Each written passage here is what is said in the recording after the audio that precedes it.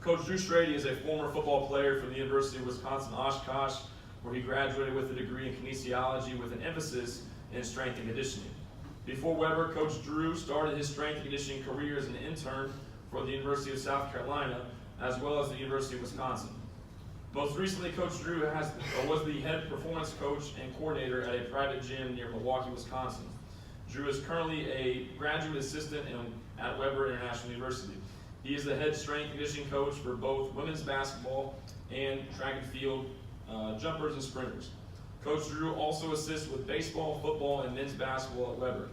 He is certified through the NSCA as a certified strength and conditioning specialist. Without further ado, Coach Drew Stroede.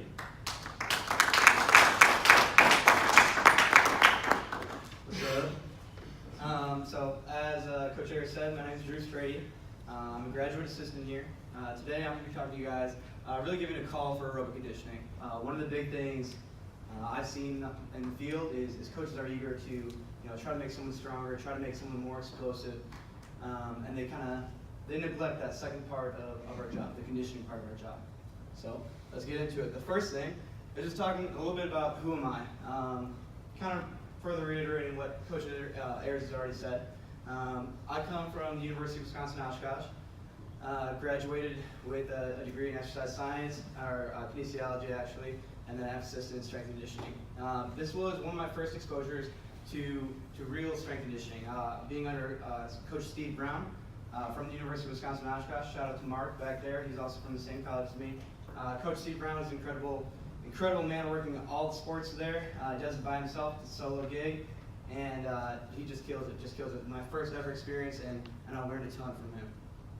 From there, I'd move on to the University of South Carolina. Thankful for my time there. Coach Jeff Dillman, Coach Josh Lawson, everyone over there teach me really the X's and O's of building relationships. Didn't really know, I knew a little bit about science just from my undergrad.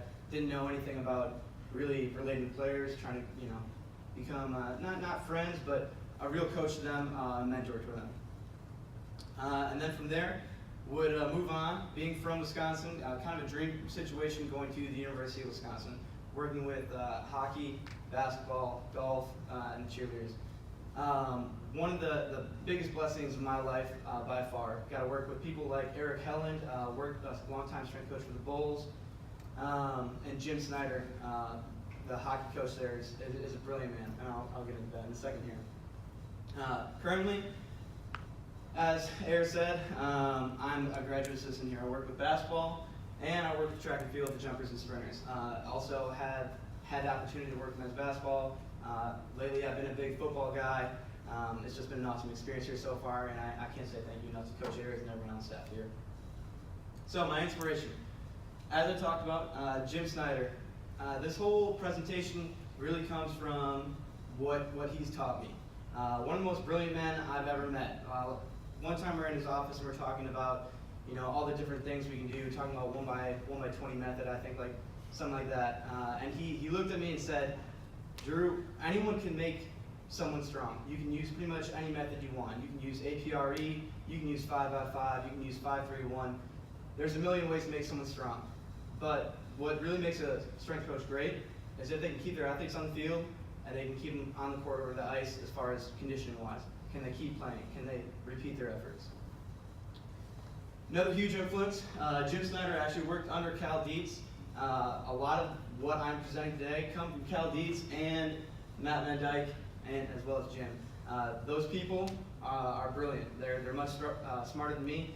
This entire presentation is really me trying to connect dots from what I've learned from these people.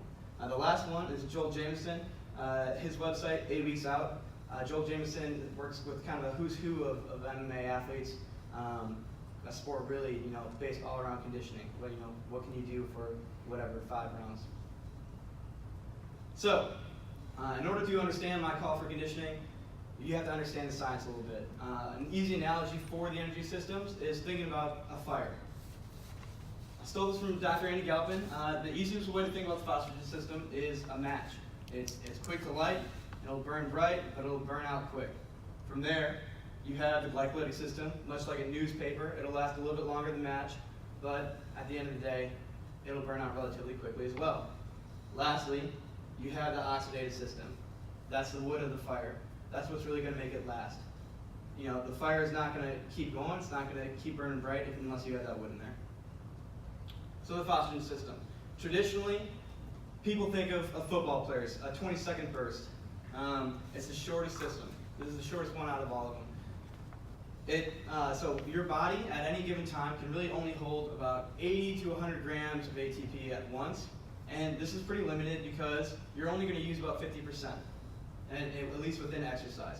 At any given time, your body has to have more stored just so it can function. Your brain needs ATP, your heart needs ATP, every part of your body needs ATP. And so if you would deplete it less than 50%, you're probably dying.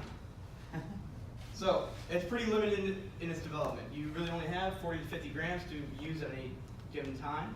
And so there's not much more you can do with that. The glycolytic system. Moving on, you have two different parts of the glycolytic system. You have fast and slow glycolysis. So this system is all about using glucose or glycogen. Typically, people think around something like a basketball player. Dwayne Wade here, for example. You're going for 20 seconds for about 2 minutes. You know, in a basketball game, you have maybe 30 seconds up to a minute before someone has a foul, ball goes out of bounds, someone scores, something like that, and that'll slow the game down. From there, your body, within the muscles, can only hold about 300 to 400 grams. This can be increased relatively equally whether you're doing aerobic training or resistance training. The capacity to increase this is about 10 to 30%, and it's actually less in people with more type 2 muscle fibers. So if you're more explosive, you're a stronger athlete, that's actually more limited. The reason being is because your type 2 muscle fibers are going to be, they're going to produce more hydrogen ions, more lactate. We'll get into that in a second. So these two different parts of the system, you have the anaerobic, or the fast glycolysis. It's only going to yield about 2 ATP per glucose molecule. That's not really that great, especially considering we have 40 to 50 that we're going to use. It would be better if we could do this at a faster rate. The aerobic system, or slow glycolysis system, results in about 3. I think it's 4 or 5, and then net total ends up being 3. Again, still not that many. It's only 1 more. So the limiting factors of this is muscle acidosis. So as your body's going through an anaerobic bout, it's going to keep creating hydrogen ions. It's going to keep creating lactate. And these things will create a burning sensation. Jim used to always say, it's like your in-laws. It's all right, but you can only take it for so long. Lactate threshold, that's another huge limiting factor. Lactate, kind of a hot topic. People are always debating what it's about. This is straight from the Strength and Conditioning Essentials book. As of right now, they think it's kind of a buffering agent. They think with all the hydrogen ions being produced, your body's producing lactate in order to buffer that out and keep your blood pH level. So blood clearance. If you're type 2 dominant, you actually have less capillary density, and this is going to limit your ability to flush those hydrogen ions, flush the lactate out of your system.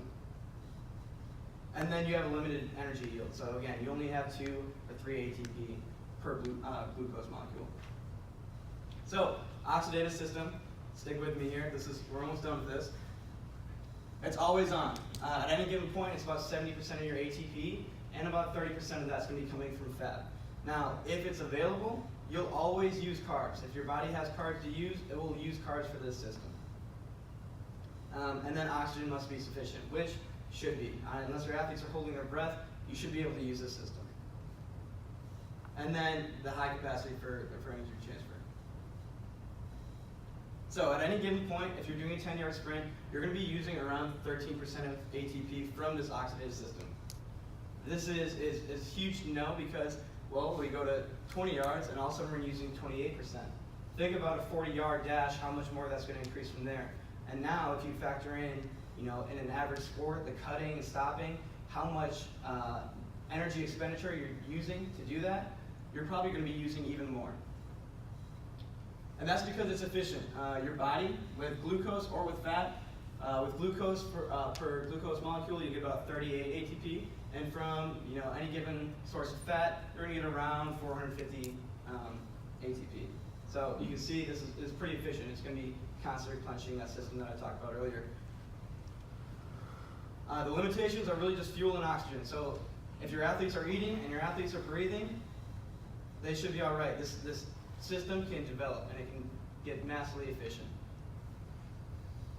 So why is this relevant? So it's used more than we thought, especially with the 10-yard and 20-yard burst. If we're using 13 to 28%, especially like I said, mentioning cutting, you're using it every day. You're using it every bout of energy you have. It has massive potential. Like I said, its biggest limitations are really just the fuel source and oxygen availability. So if you can use oxygen, then you'll be good. If you have carbs, if you have fats, if you have proteins, the system will use it. Where I see the biggest opportunities, and maybe not even opportunities is the right word, but this is just an area where I don't think people realize the aerobic system can develop. It can create better blood flow, which I'll talk about in a second, and then also more energy. We already talked about ATP. How can we make that whole system a little more efficient? So these opportunities. Where I see the opportunities, this is not from me. This is what I've learned from all these people: Cal Dietz, Matt Van Dyke, Jim Snyder. These people have really led me to this. Is mitochondria, which we'll talk about in 1 second, pulmonary system, and then just how we can program it. So, mitochondria potential. Anyone that's ever had a biology class can probably tell you that the mitochondria are the powerhouse of the cell, right? So, what does it mean if we can get more mitochondria? Well, it means we get more energy, and because we have more energy, it means we can actually metabolize things faster. So a faster metabolism is also potential of that. Now, these are limited in type 2 fibers. Like I said, every strength coach in the world is trying to figure out how we can make our guys more explosive, how can we make them faster, how can we make them jump higher. Those are the easy things, but if we're all type 2, well, we're essentially a jet engine with the gas tank of a Honda lawnmower. We want to be able to have that energy, and through mitochondria, that's really what's going to be creating ATP, and that's what's fueling your system. Now, a great example of this, the 2015 Chevy Silverado. All right, so this is actually Coach Ayer's car. This is a rally edition. It features 22-inch stock rims, leather seats, heated seats, V8 engine. It's got power, it's got style, it's got everything you want, right? This is a linebacker playing football, okay? Now, what makes this truck special is how many miles per gallon does it get, Coach Ayers? About 20. About 20 miles per gallon. Now, that might not be great for a car, but for a truck, that's pretty good. Anyone can be a truck. Anyone can have 22-inch stock rims. Anyone can have heated leather seats. But can you be fuel efficient for your sport? So, playing the sport of football, it's beneficial to have that 20 miles per gallon. It's beneficial to have that big gas tank, and also, to be able to play your sport. Anyone can be big and strong and have those features, but can you have the fuel efficiency? Now, knowing your sport is important. You might need to be a Prius, given the sport. I think about basketball, for example. I would love my basketball players to be a Prius. To have that fuel efficiency, to have that economy, that'd be a great tool to have. Now, personally, if I'm going to be a Prius, I want to be a lethal Prius, put some guns in that thing. You want to be effective for your sport. You want to be dangerous for your sport, but you also want to be efficient for your sport. Those things are all important. So, mitochondria considerations. Because these things are creating ATP, one thing you want to consider is AMPK and mTOR pathways. I've probably researched this thing for 20 plus hours, and there's so many different roads we can go down with AMPK and mTOR. The most basic that I can give is that they kind of balance each other out a little bit. There's all different circumstances that might happen, but in general, if you have AMPK higher, which would be doing an aerobic bout, it will limit mTOR, which mTOR is a signaling pathway for muscle growth. AMPK is the signaling pathway for mitochondria biogenesis. So, not to get too technical here, but just knowing that they kind of balance each other out. If AMPK is high, it'll kind of cancel out mTOR. Why this is relevant? Well, you don't want to pull the body in two different directions. Cal Dietz talks about this a lot. This is his big thing with block periodization, which I'll touch on in a little bit. Dr. Andy Galvin talks about, through his science, he's seen mTOR is about elevated for around 4 hours. You could, potentially do a strength training session in the morning and then train aerobically later in the day. But that's really not an option for most people. Most people are going to have someone for, one time a week, or not one time a week, but 3 times a week. You'll get them 1 time a day. So, you don't want to pull the body in 2 different directions. At the end of the day, it's probably your best bet to at least train those things on different days and not just mix them all together like a huge salad. So, pulmonary potential. Moving on from mitochondria, talking about what can we do with the pulmonary system. Well, one thing that Matt Van Dyke talks a lot about is eccentric hypertrophy. What this is essentially creating a bigger left ventricle. So you can do this by staying within a certain beats per minute for your athletes for a certain period of time, which I'll talk about in a second. But this is creating this large left ventricle. Think about a balloon. You blow a balloon up, and then you let the air out. You blow a balloon up, and you let the air out. As you do that, it gets easier and easier for that balloon to inflate and hold more air. With that being said, as a heart will contract, this will actually push more blood out because more blood's coming in, more blood will go out, and this will allow your heart to beat less times per minute and do the same job. So people with low heart rates typically have bigger left ventricles. So this will increase your stroke volume, cardiac output, as I just kind of stated. The other thing is capillary changes. With type 1 muscle fibers, you're actually going to get more capillary density. Your body's going to adapt to try to get your body, or get your muscles more oxygen. So it's going to increase capillary length, density, and all those things. So, programming considerations. Again, as I stated, I'm currently doing this with my women's basketball team. I'm using Cal Dietz and Matt Van Dyke's version of block training. All this means is that I'm training one really characteristic, one muscle, one quality at a time. So if I was going to train 2, it would be 2 similar ones. Now, this doesn't mean I won't train muscle strength and then aerobic endurance. It just means that on a given day, I won't do both. So programming early. I'll talk about training residuals in a little bit and why this is important. One way to think about it, though, is if we're building a base for our athlete, we want to build this huge oxidative base. So think about the things I've already stated as far as potential for the system. If we have more capillary density and we're pushing more blood through, this will actually increase our ability to use our anaerobic system because we can pump blood through and clear that blood out, that muscle acidosis and those metabolites and things like that, lactate.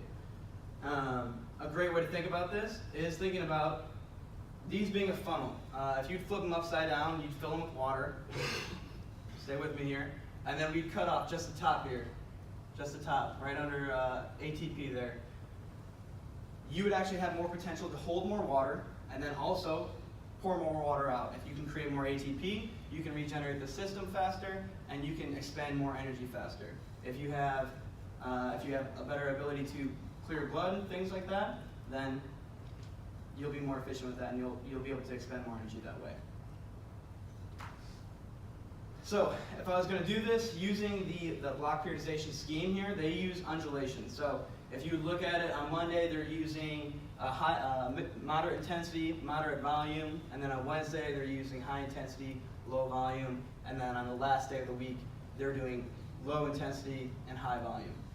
You could potentially do some aerobic training on this day, but especially on this last day right here, on this high volume day, hit your aerobic training then. Do some movements that you're going to get high reps, but it's going to be all at a super low intensity and tap into that system that way. So moving on to the programming considerations, I talked about training residuals a little bit. Now, aerobic endurance and max strength both have the longest training residuals. What that means is just how long is your body going to keep the adaptation that we've created. So if we can hold it for 30 plus or minus 5 days, and we train it early, we don't need to keep training it every day once we get into in-season or once we get into, say, our transmutation phase or whatever the case is. We just need to tap into it every once in a while. And especially with the sport of, say, basketball, they're tapping into it. They're definitely tapping into it in practice, so it's even probably less needed at that point. So train it early and then just stimulate it later. So durations. I talked about eccentric hypertrophy with the heart. From what I've seen, the biggest things here are just making sure we stay within that 130 to 150 beats per minute, and we're doing that for about 30 to 45 minutes. One of the biggest limitations here that I have is I don't have heart rate monitors. We don't have the ability to do that at this school. Nowadays, people have Apple Watches. They might be able to use those. You might be able to use something along those lines and just have people for references. That's one thought. But ultimately, I'm going to have to use something else. So I can't do this for 30 minutes of running, nor would I want to. It would just be boring for my athletes. So a better option might be doing something like HIIT training, possibly. You can use Tabata, you can use 30 on, 30 off. There's unlimited numbers you can use there. Currently, what I'm using is something called Mass Protocol. It's by Dr. Pat Davidson. It's just a 30 on, 30 off type deal. And then I'll have people hop on the bike or hop on the elliptical or hop on something like that I can get around a beats per minute. It's not entirely accurate, but it's better than going in blind as far as what am I at for beats per minute. So this allows you to have a lot of volume and a lot of movement practice, especially if you do say the 30 on, 30 off. What that would look like, maybe you have 5, maybe you have 10 different exercises, and you just have the ability to turn off your brain and just squat over and over again for 30 seconds, and then you move on to say something like bench for 30 seconds, and then move on to something like, I don't know, a hinge pattern, some kind of deadlift, anything like that. Turning off the brain and just going at it is really the main thing. Allows you to have that movement practice so you still get something out of the list, even though you might not get that strength aspect. From there, we have something that I'm currently doing a lot of testing with right now is peripheral hard action training. Matt Van Dyke calls this contralateral training, or PHA. What this features is going through a circuit, essentially, where you're doing a right upper limb exercise, a left lower limb exercise, a left upper limb exercise, and then a right lower limb exercise, kind of in that order. The thought behind it is you could do more strength-based movements, but then decrease the acidosis in a muscle by going from your left arm all the way to your right leg, forcing your blood to really move throughout your body, moving from limb to limb as much as you can, and then it kind of clears out those metabolites. As I just said, it prevents acidosis. One thing about these is even though you might not get that mTOR pathway, so this is where it gets confusing. You have the mTOR pathway, you have the AMPK pathway. You might not be using the mTOR pathway. Give me a second here. You might not use the mTOR pathway, but you still can get a neurologic adaptation out of it. So you can still get stronger potentially out of these movements through a neurological adaptation instead of actually creating more muscle. So this is what it looks like. This is about half of one of my workouts that I had my girls going through the other day. We have left foot lunge, we have a right arm dumbbell curl to press, and you can kind of see so on and so on. Again, you see me throwing in the bike here. This is my way of being able to see that where they're at for their heart rate.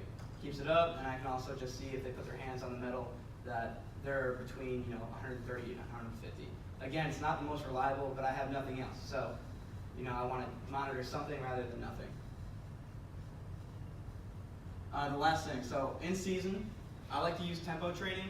I actually stole this from Jim Snyder. What it is, basically you're just going on the bike for a little bit, and then you go through movements that you might not go through a lot in your sport. So say basketball, for example, is spent a lot of time in the sagittal plane. You might go into the frontal plane, but it's mostly a sagittal plane sport, and so if I can get my athletes in those positions, it gives them a little more exposure, maybe possibly reducing my risk for injury. So that's what that would look like. I'll go 1 minute on, I'm at level 7 on the bike, above 90 RPMs, and I'm just putting them through movements that are different, things that they usually don't go through, whether in weights or whether in their sport. So, conclusions.